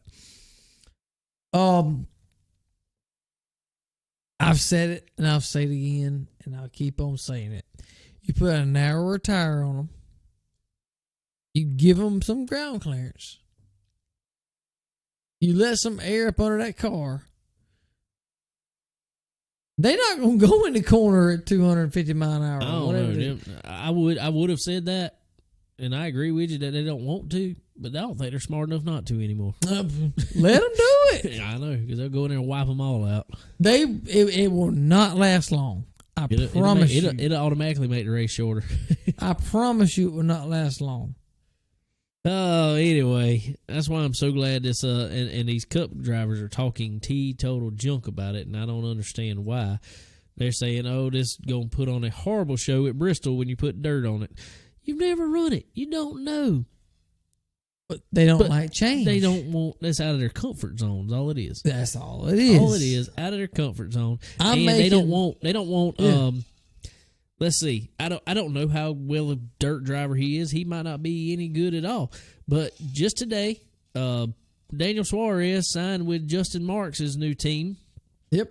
And, well, Daniel might be good on a little bit of dirt. All of a sudden, he might come up there and take that. Please do. I mean, Please. that's what them guys don't do. want. That is exactly what them guys don't want. They don't can't want a stand little it. team They- coming up there They and don't beating want them to look bad. Exactly. They can't stand the chance for them to look bad. Well, And I'm tired of that, dude. do what Matt Crafton did and all them boys did. Go buy you a dirt car and go run some dirt. Yeah. Yeah. Get good at it. Get good. You're supposed to be the best drivers in the world. Get good at it. Exactly. And I hope, and I think they will, but there's no for sure yet. But I hope the Xfinity and the trucks end up running. I at hope Bristol. so. I don't know, though. I mean, God knows, but how could you put that much time and money into putting dirt at Bristol and Well, I not think run the they're- full series? I agree with it. Well, they're going to sell out. That's going to be the first sellout in years. Oh, I've already heard. Yeah, it's going to We sell got to go out. to that race too, by the way. Yeah, it's possible. We're gonna be Quite there. possible. That's why I need your help. Appreciate Somebody, please. I hope so. I don't know. Yeah. Anyway, I reckon moving on from ranting about all that stuff. Had a little more news come out this week. Alex Bowman moving to the 48 car with the Ally sponsorship. Yeah. Kind of Told you so. Yeah, kind of caught it. Thought that was gonna happen. Wait on 25 or the 57. I think say the 5, the 25, or maybe the 57. That's all we're gonna say. I think one of those is gonna be replacing the 88. I believe. Well, kind of like David said, me and talked earlier in the day, and I think the 88 kind of resulted. I think the 88 came to Hendrick because of Dale Jr. Oh, it did. It did. And I think that's kind of the only thing holding the 88 to Hendrick is Dale Jr. Right. So why not bring back the 25, which is Ricky's number? Yep. The 5, which was Rick's number. Right. Or the 57, is somebody else's number. which is somebody that we think, pretty sure, and we were right about the whole 48 going to Alex Bowman. Going to the 48, yep. We've been right about a couple other things, so we might be right about this. Oh, the only one I can say I wasn't right about was so far was Ross Chastain going to the 42. And we kind of had them backwards. But it wasn't far-fetched. No, kind of had them backwards, so Yeah. we're okay. Yeah. But We're still looking for who's going to the 43. Ty Dillon. I did, I think. We still looking for. Where's Matty D going, dude? They have not announced him leaving yet. I don't know, but he was talking about how stressful a week it was and everything. It sounds like Austin Cindric's going in that car. Austin Cindric's going in that car. I hope. Where's he going? I don't know. I really, really hope that does not put him in something like the Spire car. He won't go to it, dude. He'll go to an Xfinity car before he does that. I'm telling you. What's the who's going to the 32 car? He won't go to that car, dude. I don't know. I'm not sure. He's already been at it. I don't think he's going to step back. He's not going to go to that car. He'll go to Austin Cindric's ride in Xfinity before I've he does heard that. some rumblings about Corey LaJoy possibly going back to Xfinity. I'm not saying this, that, or the other. I don't know, but I've heard some rumblings about him going back to Xfinity, and the Junior Motorsports camp over there has been the ones kind of talking a lot about Corey LaJoy lately. I don't know where he's going to go. Well, I mean, I don't. He could, I guess, but Justin Allgaier, I don't think he's going anywhere. There's rumblings that he could be going back to Cup. I don't know where he's going to go. Where do you damn put him this year? I don't know. But the dadgummit, I can't think of his name. The one car. Michael Annett. He has got all the sponsorship in the world. He's happy where he's at. He ain't going nowhere. Even the performance sucks out of that car. Well, I mean, I don't understand. Yeah, it kind of. Well, my problem is I'm not talking junk about Annett by no means, but he didn't make it in Cup. He fell back to Xfinity. He had big sponsorship. Oh, I'm going to run the one car for Junior Motorsports.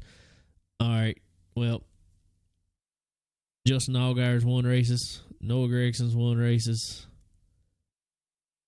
It's been that way for a long time. But what's going on with the one? He's got sponsorship. Got plenty of sponsorship. So when you bring plenty of sponsorship, guess what happens? Get plenty of ride. Yep. That's the way it works. I don't know. So it's we already heard Noah's staying Yeah, Noah's staying. Noah's got another year. So it's either gonna be the only thing they could do, if it were possible that Corey LaJoy was going back there, he'd run that 8 car that they He might, but that's not a full time car. Well, And I'm saying unless they made it a full time car. and they may. But where's he going? Where's daggum, what's his name? Sad. I apologize. We can't remember his name. I don't know. I don't think he's going back. There's just a there. lot. There's a lot going on right now. I don't see Corey going back to. He is outperforming. Look what he did again this week. Fuel pump went out again. That is like his 7th or 8th fuel pump that has gone out. Well, when you buy used fuel pumps, guess what happens? Well, I don't understand it because Archie St. Hilaire, his owner, Corey went to him. He said this. He said, I've went to him and asked him, how much is a fuel pump? They said, $1,500 for a fuel pump. He said, okay, I'll buy one. No, we don't want to do that. Yep. Why not?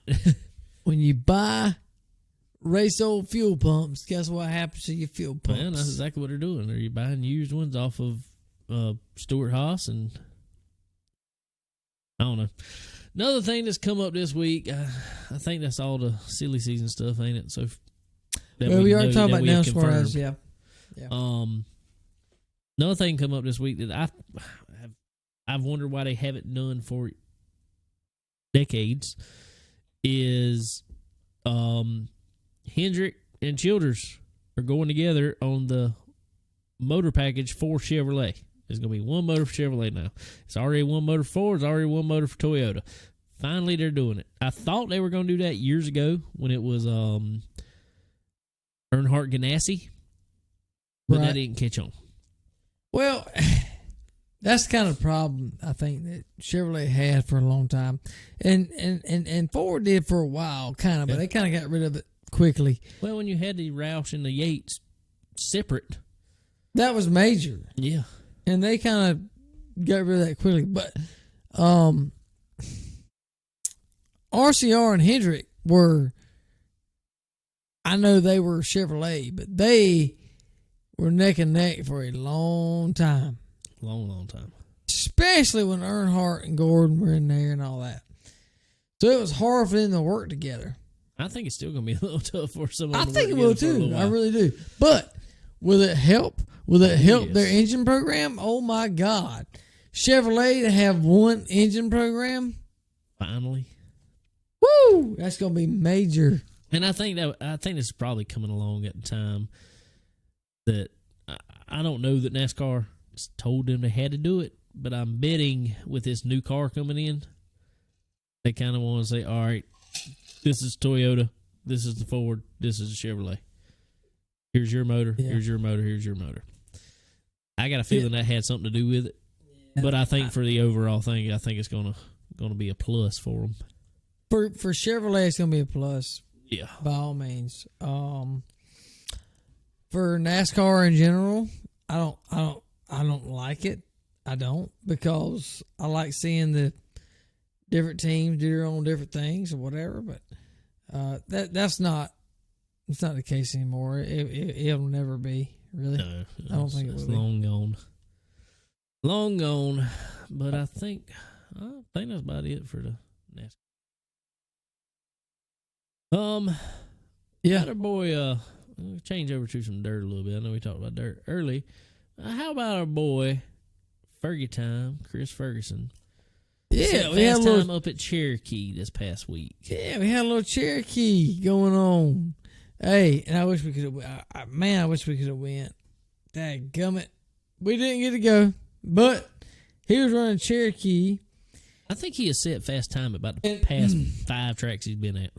I'm going to go back and try to look at it because we didn't get to go, by all means. I wish we could have, but we didn't get to go.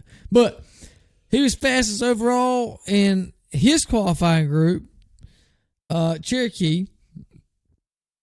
He went up, led flag to flag, and picked up the win in the heat race. That night. So set him up for a good, I think he qualified second. I don't remember. Redraw. I can't remember. Redraw, I want to say he was 4th. But anyway, he ended up finishing 9th that night. Ross Bales on the pole. Yeah, that's the only thing. That's the only thing I hate about dirt racing is the redraw.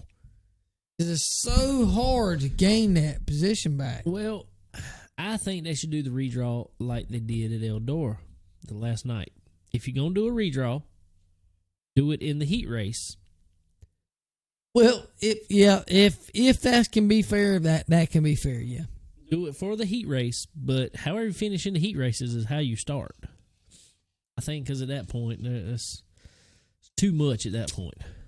Well, it's just so hard. It's so hard to pick up. It's so hard to pick up position, especially on a run-in, wore-out track. You got 8 laps. You got 8 laps in a heat race to pick up 5-6 spots. Yeah, but you can do it then because track is still mostly you can run different spots on it.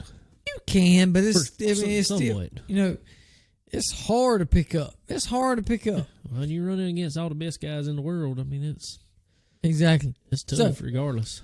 Yeah, so Chris ended up finishing 9th.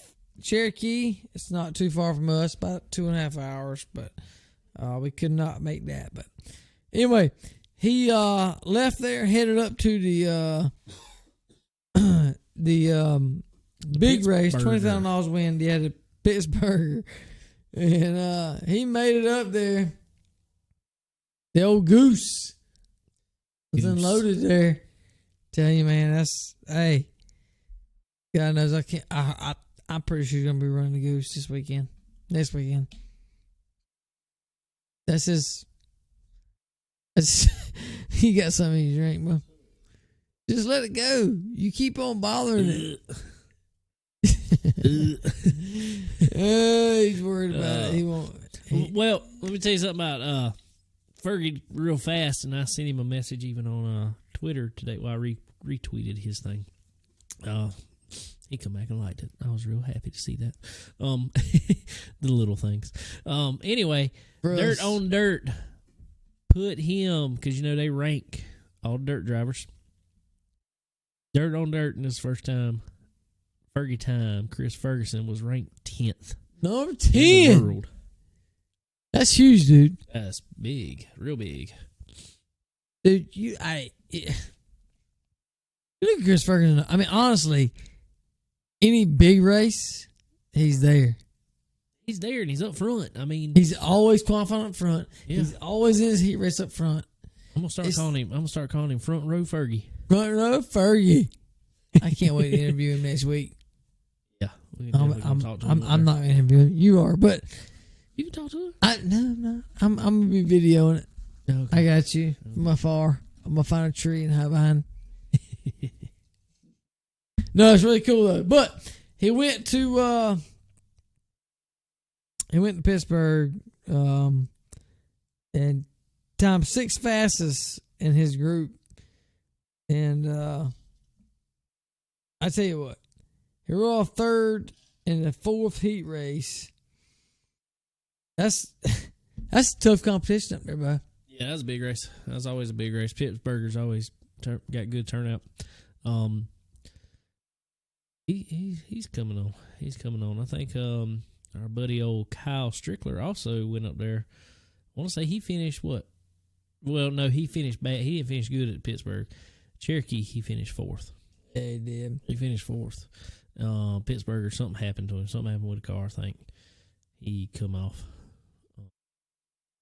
But, yeah, our guys that we talked to on here, running good. That's awesome. Awesome. Yeah, well, hey, Chris made it to 4th in the Pittsburgh 100. That's right. And that's pretty freaking huge. Yeah, that's real big. He put on here, he made it to 4th in the 100. Restarted in the back, came back to 7th. Disappointed, but we can add 2 more top 10s to the NASCAR Touring Series. So, like you said, that's pretty freaking huge, bro. Yeah, it's real big. That I mean, because they ain't just Lucas Oil guys or what about old guys? There's everybody there. Well, there's so few that have committed to either series this year that you never know what kind of crowd's going to show up. And they're really most of them just going for the money. Whoever's paying the most, that's where we're going. I don't blame them. I don't either. How can you blame him for that? I can't, but that's a topic for another day. Yeah. As a whole, that'd be an hour's worth. But anyway, what else do we got? I don't know, but we got a lot. Well, there's a ton that we could talk about, but you know. Huh? But the biggest thing we got is we're going to Ohio next week. That's right. I'm excited about it. Dirt Track World Championship. Yes, don't forget, Wednesday night, we're going to Millbridge. Before we get there, we're going to SRI in good old Racetown, USA. That's it.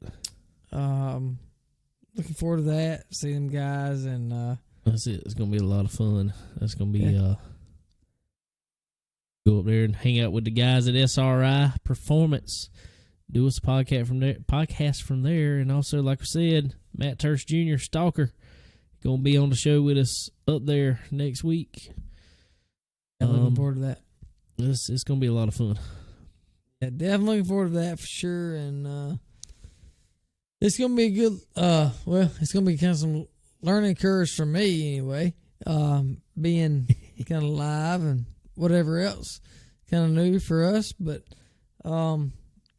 excited about it and thankful for SRI and everybody on board to give us a chance for that. But it's gonna be fun. Gonna be a lot of fun, guys. Well, as we always say, be sure go check out SRI Performance at www.sriperformance.com. Also, Stock Car Steel and Aluminum at www.stockcarsteel.com. As always, go check out our friends over at Checkered, the race hub, and get your social media feel of racing on Checkered. They all things racing, all the time on Checkered. It's all we talk about on there: racing. Also, I know me and Sterling was talking about it earlier. Forward Bite is getting that time of year. We starting to need to break out some hoodies because it's getting kind of cool at night. Well, y'all go to forwardbiteco.com, I think it is. Go check them out. I think they're actually out of stock on some hoodies right now because they're so popular. But keep checking them out. They'll have some back in stock real soon. Have some beanies, some toboggans, whatever you want to call them. Toboggans. Some toboggans. Some beer huggers. Beer huggers. You know, keep your hand warm off the beer. For all your man huggers and man huggers. Lady huggers. they got the skinny ones they too. Got the skinny so ones? just check they them got out. Skinny huggers. They got skinny huggers. That's funny. That's funny. Also, we appreciate Randy King, RK Motorsports Consulting. We'll be talking with him here soon. We'll be up there with him in Ohio, so we'll definitely be talking with him. Yeah, we appreciate all you guys checking us out each week, hanging out with us, drink a few with us, and, all that jazz. Absolutely right. Appreciate Cale coming on for sure again. Looking forward to next week. Get up there and be able to hang out. Ride some foilers or some whatever. Have fun. We always have fun. We always have fun. Regardless. We have fun. Absolutely right. Well, cool deal. Well, I think that's it. Y'all come back next week. I would say you'll be able to hear it at the same time, but it's not going to be from the same place. It's going to be exciting. So y'all come back, check it out next week. Later.